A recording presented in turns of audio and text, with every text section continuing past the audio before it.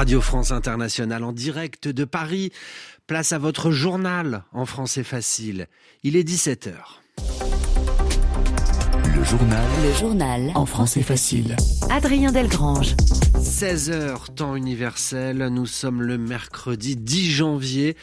3 titres à la une de cette édition. Tout d'abord, que se passe-t-il en Équateur ? Son président parle d'un conflit armé interne, un conflit avec les gangs du narcotrafic.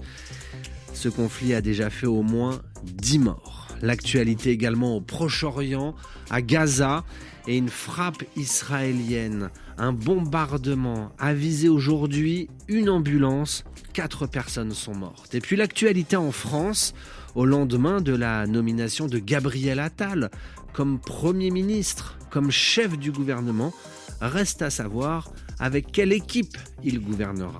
Voilà pour les titres, soyez les bienvenus.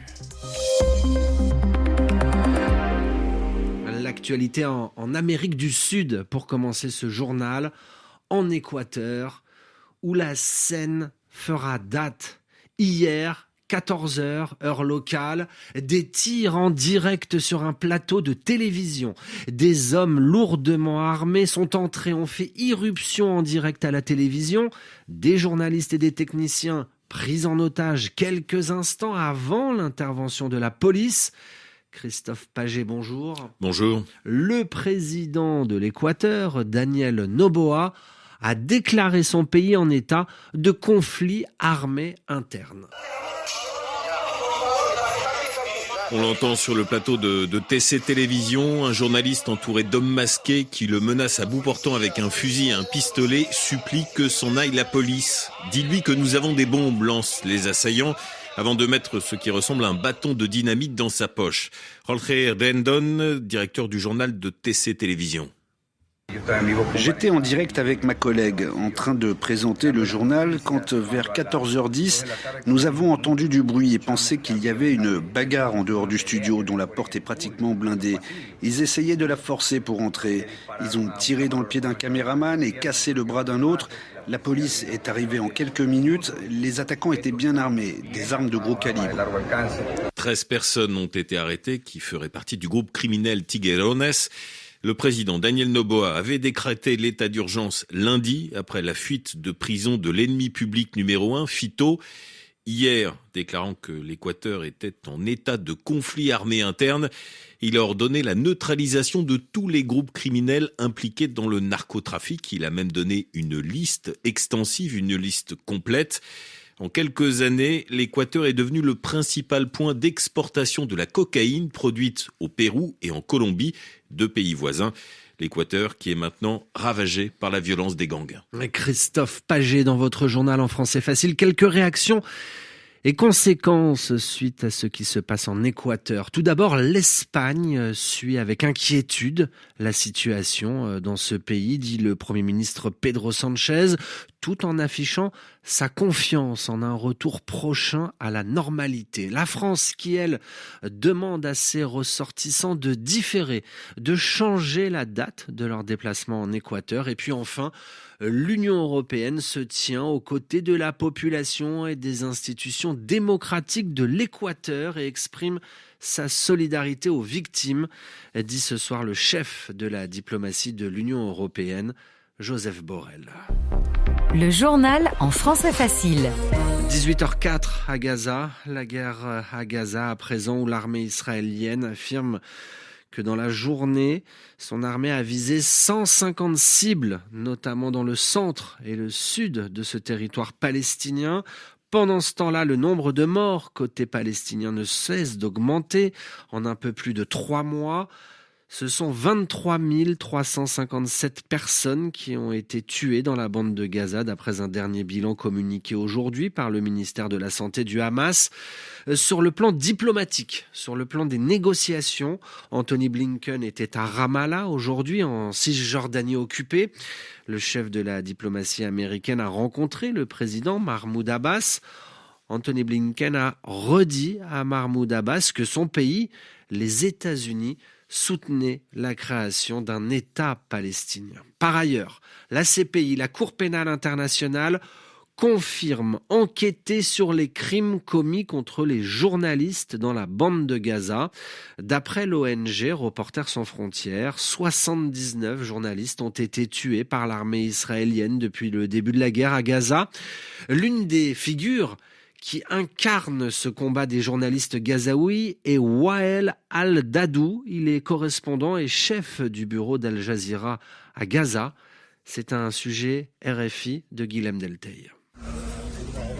Face au linceul enroulé autour du corps de son fils, Wael Al-Dadou s'effondre. Ce quinquagénaire a déjà perdu sa femme et 2 de ses enfants dans un bombardement israélien en octobre.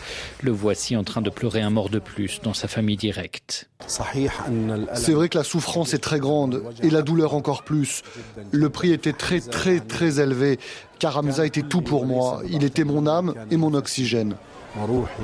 Quelques heures après les obsèques, il reprenait le travail. Malgré la souffrance, l'homme, lui-même blessé dans un bombardement, se dit porté par l'importance de sa mission.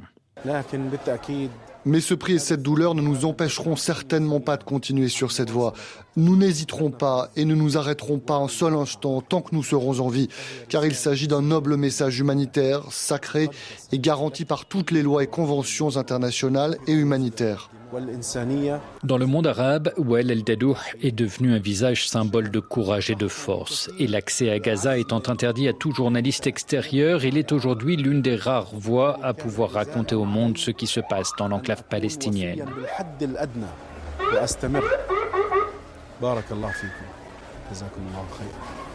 Et puis c'est l'une des conséquences de la guerre entre Israël et le Hamas. Des rebelles du Yémen, les Houthis, attaquent des navires sur la mer Rouge, des bateaux qui, selon les Houthis, apportent de l'aide à Israël. Trop, c'est trop.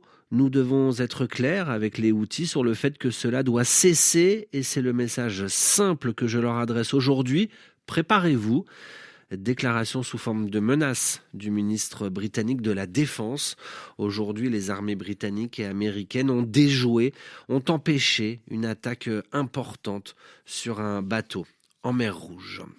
L'actualité en France, au lendemain de la nomination de Gabriel Attal comme Premier ministre, comme chef du gouvernement, reste à savoir avec quelle équipe il gouvernera. Gabriel Attal poursuit ses discussions avec le président Emmanuel Macron sur la composition de son gouvernement. Le nouveau Premier ministre, lui, poursuit aussi ses déplacements. Hier, dans le Pas-de-Calais, auprès des personnes victimes d'inondations. Aujourd'hui, dans un commissariat du Val d'Oise avec le ministre de l'Intérieur. Gérald Darmanin, d'ailleurs, très probablement maintenu à son poste de ministre de l'Intérieur. Une chose est sûre, la nomination de Gabriel Attal comme Premier ministre est un signal, celui de la volonté du président de la République de donner un nouvel élan à son quinquennat. Valérie Gasse, la tâche de Gabriel Attal s'annonce compliquée et les chantiers nombreux.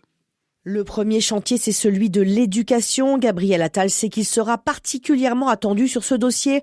Dans son allocution lors de la passation de pouvoir avec Elisabeth Borne, il l'a dit tout de suite, « J'emmène avec moi la cause de l'école », comme pour essayer d'éteindre les critiques de ceux qui lui reprochent un passage trop éclair au ministère de l'Éducation pour avoir engagé des actions concrètes au-delà des annonces. Un cadre de la majorité balaie ces critiques en pariant sur le fait que Gabriel Attal va faire la preuve de ses qualités à Matignon, faire savoir, mais aussi savoir-faire. L'autre gros chantier, c'est le plein emploi, l'obsession d'Emmanuel Macron qui veut avancer sur ce terrain en 2024. Et puis, il y aura notamment la préparation des Jeux Olympiques et forcément la campagne des Européennes. C'est là qu'il va devoir monter au front contre Jordan Bardella. Dans la majorité, beaucoup voient dans sa nomination la volonté de muscler la riposte politique au RN. Une feuille de route chargée et autant de défis pour un Premier ministre novice dont l'un des principaux enjeux sera aussi de faire la preuve qu'il a les épaules pour gérer l'équipe gouvernementale et ses poids lourds, mais aussi s'imposer à l'Assemblée. À Mayotte, l'eau du robinet va être plus fréquente. La préfecture de l'archipel français a annoncé un allègement des coupures d'eau, ramené à 1 jour sur 2 contre 2 sur 3 auparavant. Décision prise en raison des fortes pluies qui ont récemment touché ce territoire de l'océan Indien. Radio France Internationale à Paris, il va être 17h10.